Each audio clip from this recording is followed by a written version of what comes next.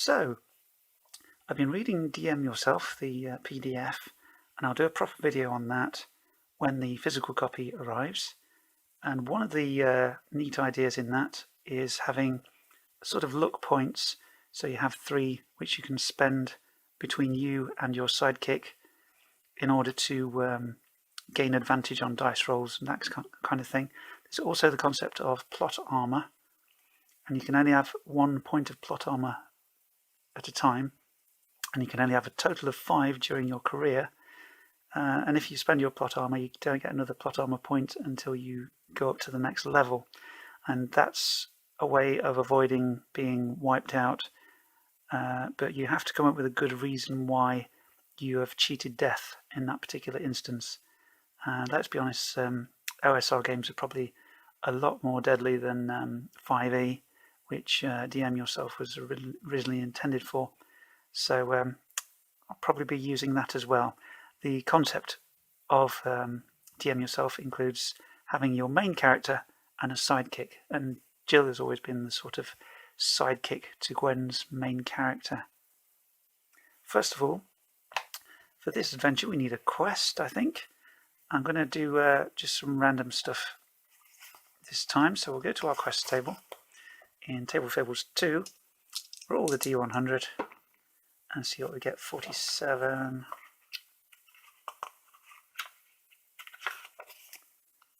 Ooh. A very large and rather naive angel has gone missing in the mortal world. The deity is worried, sick, and offers the players a boon in exchange for finding the lost angel.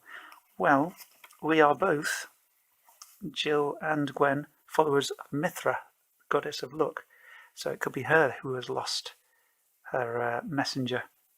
So, Gwen and Jill have, after Gwen's recent adventure, she's gone back to Burnton and got back together with her childhood chum, Jill, and they are back living in Burnton. That's where they're originally from and where they are based. And so there must be some temple to Mithra in the town. And we are going to be looking through a few urban adventures and encounters to try and track down this angel. Now, Gwen is a cleric, so she would have been made aware by Mithra, her goddess, that an angel has gone missing in the mortal world here. So we are going to try and track them down. Now, they will start from the small temple of Mithra, which is somewhere in the town, and we need to try and investigate where the angel might be.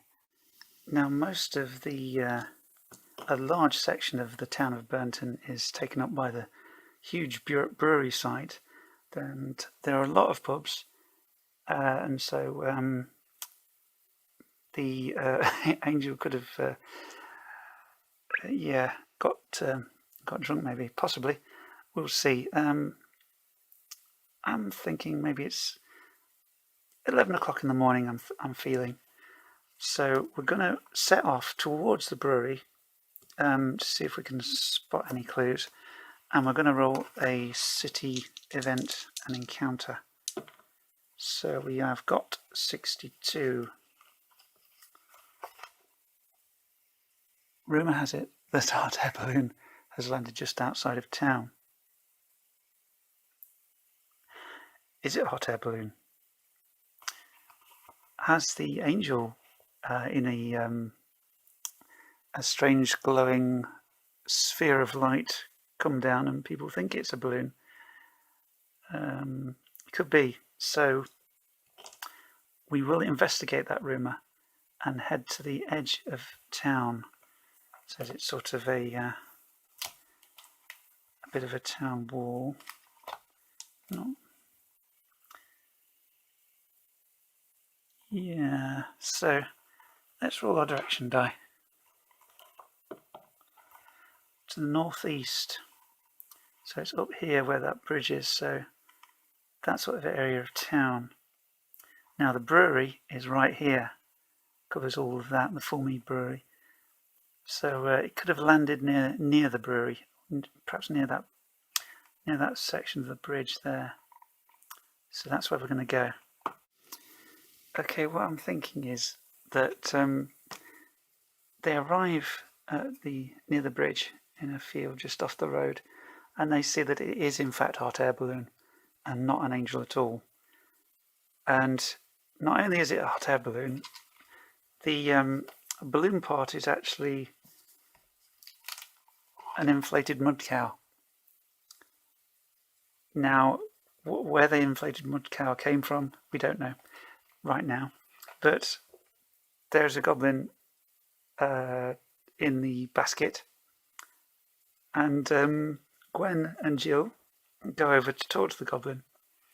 He's wearing a hood and a cloak, and he looks very excited at driving his balloon and having just landed it. So Gwen is going to approach and say, "Excuse me, what are you doing in a balloon near Burnton that's actually made of a mud cow?" So I'm using my actions story cubes to find out his motivation.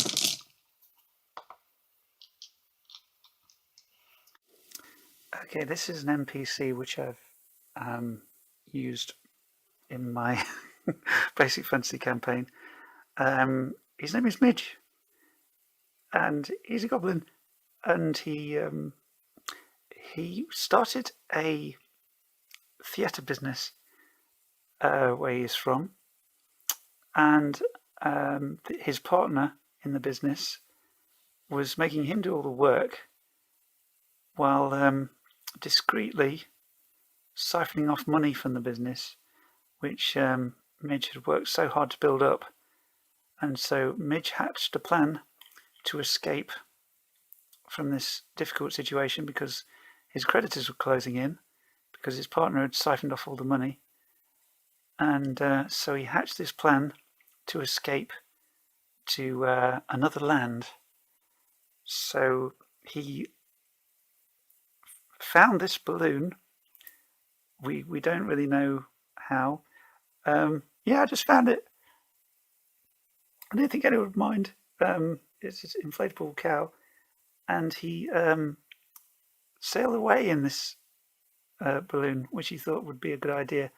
And he eventually has come to rest in the Midderlands near Burnton, and that is his story. He is a theatre impresario on the run. Okay, but that's not going to help us find the angel, or is it? Can we get Midge to help us? He could fly us above the town and have a look for any trace of the angel. So we are floating above the town of Burnton with Midge in his balloon, or his inflatable cow, and I think we're going to see if we can spot any sign of the angel, and we're going to go with the saving throws, because in OSR you don't quite get the skill system you might hope for in 5e or the more modern versions of D&D. So yeah, Jill's pretty good with her saving throw, so I'm going to modify that with her intelligence. Oh gosh, her wisdom's amazingly bad. Yeah, I'm just going to roll her saving throw, 11 or more, to see if she can spot any sign of the angel. She can. Okay. Which part of town is the angel in? West End. Oh dear, oh no. Regarian Keep, that's not good. That's where the governor lives, the local noble. So we're going to have to deal with that. Now, we're not going to be so daft as to land at the keep. we can land in the market square. It's only a street away, so that may cause some consternation for the is it market day? Let's have a look. It's not market day, so Midge is able to land us in the market square, and well, Midge can do what he likes after that. He may stay, he may fly away again, we don't know. But we are going to head for the keep of Rory de Bastalon. I presume you pronounce it something like that. Yeah, we'll just head up here to the gate because Jill saw something giving away that the angel is somewhere here. Now, Rory de Bastalon is a rather corrupt, underhanded kind of noble, and I don't think we're going to be able to sneak in, but I wonder if the angel is causing a bit of a ruckus so that the guards on the gate know that something's kicking off. Is that the case? No, they haven't discovered that the angel's there yet. So perhaps it's in a part of the grounds where they can't, where it's not visible as such. Even though it's quite large, it must be tucked away somewhere. But obviously outside because Jill was able to see it. We're going to have to come up with a very cunning plan in order to gain access to the keep. So what kind of mood are the guards on duty in? Oops, oh gosh. They don't look very sociable. Gwen could try, her wisdom's quite good. She could try and deceive them. Well, not deceive them, but convince them.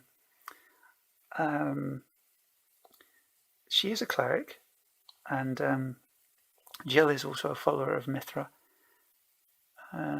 She could go up to the guard and try some kind of persuasion check, if you like, using a wisdom bonus of +1, I think that is.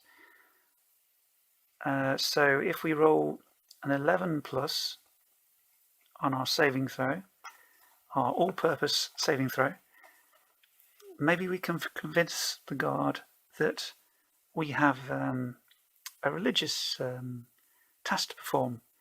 We could deliver a blessing to the... Do we know somebody who works here? Yes, we do.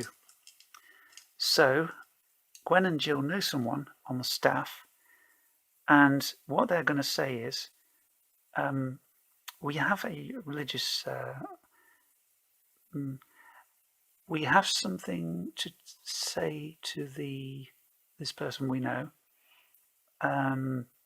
It is an urgent message from the Temple of Mithra, and we just need to deliver this news to this person because the priest has been in touch, and we just need to change the arrangements for something very urgent and let this person know about it.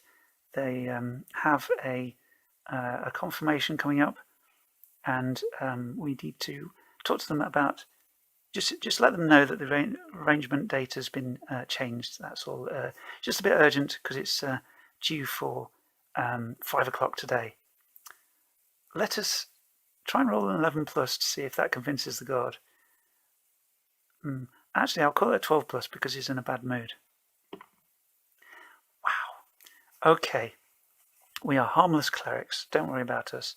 So the guard will let us in just to quickly talk to this person on the staff that we know. Perhaps somebody who works in the kitchens? Nope. Stables, I think. Nope. Wow. Somewhere in, perhaps the gardener.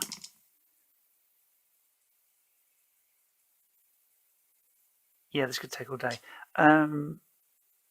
this isn't really relevant. Just somebody on the household staff who works in the house. Somebody who looks after the sheets and stuff. The laundry. Do you know what? It doesn't matter because we're not going to talk to them anyway. We're just trying to get in through the gate. So, irrelevant plot point. So we're going to go to the place in the grounds where Jill saw the angel. Now we're going to quickly talk to the person that we used as an excuse to let them know what we did and say, by the way, we just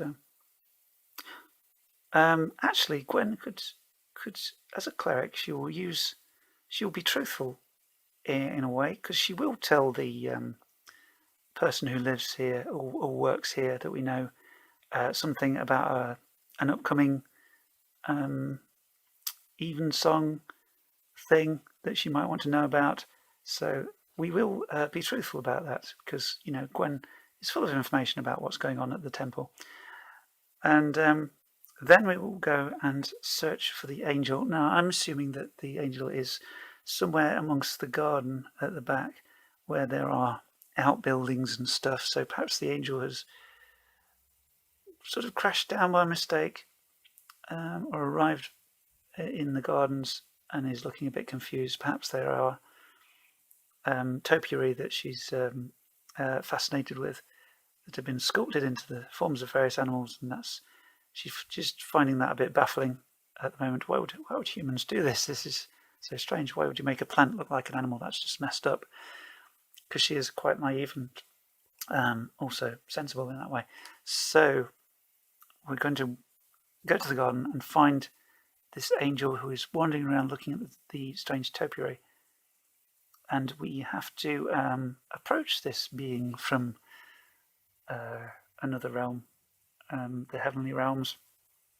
Now, what kind of mood or how helpful is this angel feeling? She's frightened and confused. Okay, we have to calm the angel down because she's clearly baffled by this human world that she's landed in. And we have to convince her that Mithra is very concerned that she's just gone flying off and needs her back in the Look version of Valhalla or whatever. So we have to convince her. So with Gwen's wisdom of 14, giving her a +1, let's say, to our multi-purpose saving throw, we could have an 11 plus. But let's call it a 12 because the angel's frightened and confused. And we have to say, look, Mithra is very worried about you.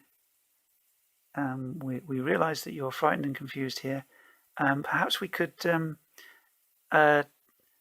you somewhere safer than this and explain things, any queries you have about the human world, we could explain it to you. It's just that this can be quite a dangerous place. There are lots of guards here with weapons, so we could just take you out somewhere safer than this. And is it possible that you can change into a form that's less conspicuous than a large angel? We'll try and convince her of that. Oh no, I'm going to spend my inspiration and roll again. Roll with advantage. Oh, and that's even worse. So it would be taking the mick just to spend more than one inspiration on one roll. So we can't convince the angel to do that. She's too baffled and confused. But can we find out especially why the angel is baffled and confused? Perhaps we could work something with that. I think from the looks of this, the angel feels trapped, restricted in what she can do. She just wants to escape and have fun, go exploring, make friends with people. So she sneakily tried to escape She feels that her duty, religious duty, if you like, is sort of eating away at her. She just wants to experience some fun things and not feel trapped and duty bound. So she's got an independent streak and got some human qualities and just wants to go out and explore those things. So I think that instead of convincing the angel to come back to her job, we perhaps try and convince Mithra to allow the angel to experience human life for a little while. So what we're going to say is that Gwen is going to say, we've got an idea. We think it's a really great plan for you to experience some human stuff here in the Midderlands. But the thing is, you do look like a large angel, and that's going to freak people out. So if you could disguise yourself to look more human, then you could go around and experience the human things that you're interested in, but you wouldn't scare people silly. And yeah, that sounds a convincing argument. So we're going to take the angel, try and get the angel back out of the fortress, the keep, after she's disguised herself, maybe. So the angel has disguised herself as a human and taken on the name Angelica, and we're going to try and get her out of the fort, out of the keep. Yes, well, she could become part of our... Oh gosh, the guards are going to know that we came in as 2 of us and we're going out as 3 of us. So can we sneak out somehow, sneak her out? So with our contact in the household, what we're going to do is hide Angelica in one of the empty barrels that is going back to the Full Mead Brewery on the other side of town. So that's what we're going to do. She'll be barreled up, and we will go outside the keep and wait for the carriage to come out, because our friend on the staff will have tipped off the driver of the cart that we need one of the barrels back, and the driver's like, whatever. So because we have, I think we've worked for the Full Mead Brewery, so we might know the driver, or he might be aware of us, because we drove one of the boats down to Ulrice, or however you pronounce it. So we have that connection with the Full Mead Brewery. So that's what we're going to do. We will, yeah. Can we sneak her into the barrel? Let's use our wisdom. Let's give it a 11 plus to sneak her into the barrel without any of the guards floating about noticing. We're going to spend another inspiration. Oh no. One of the guards has spotted us trying to get Angelica into a barrel, and he comes over to investigate. Now,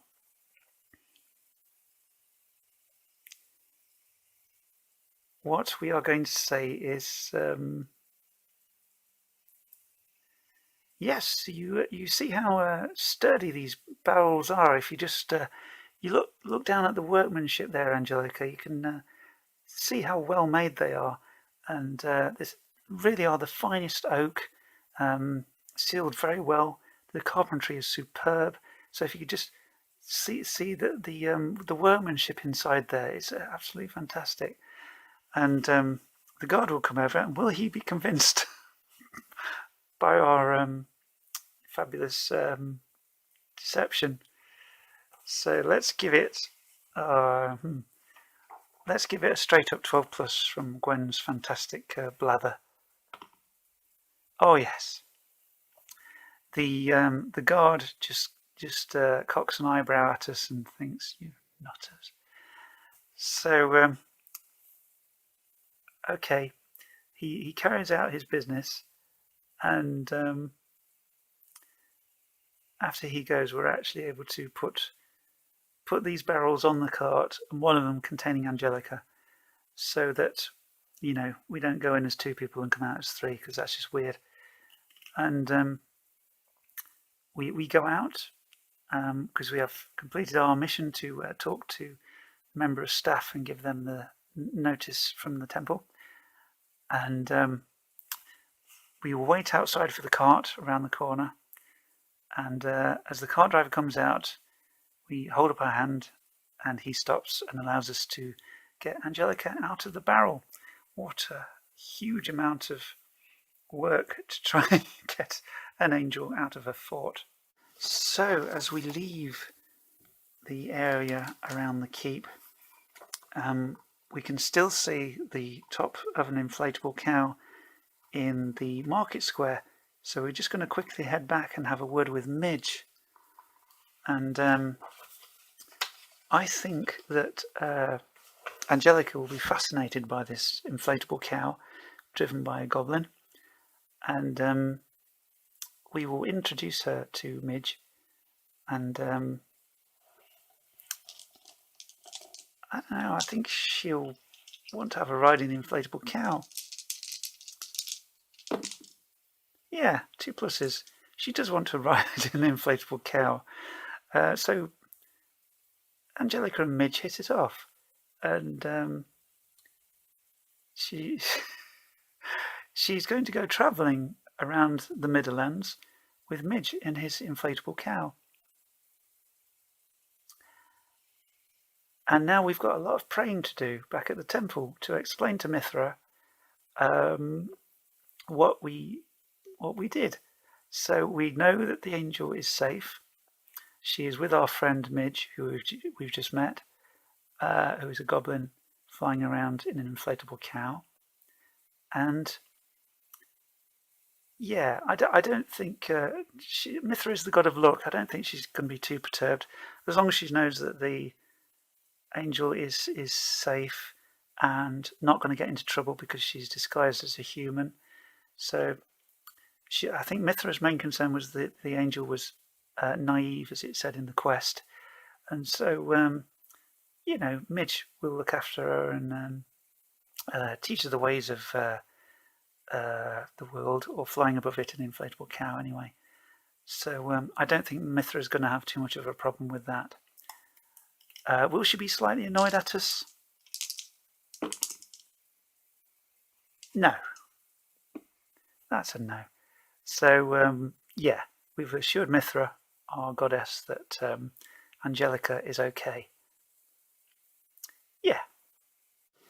So that was using just a few little bits of DM yourself that I've picked up so far, even though our luck points didn't really help us because yeah, we rolled worse than the other ones. Plot armor can be very useful. Luckily we didn't need it because we didn't get into any fights, but you know, in an OSR game particularly, you can get knocked out by something, and so to have plot armor to keep the game going, you know, it's a good thing to do. And it does give you tables in the DM Yourself book for consequences of how you got out of the near-death situation, and a consequence that will remain from that. So your sidekick might have been killed instead of you, or something like that. So I'll do a more in-depth video on DM Yourself when the physical book arrives. But yeah, that was a bit of Midderlands Swords and Wizardry nonsense with Gwen and Jill.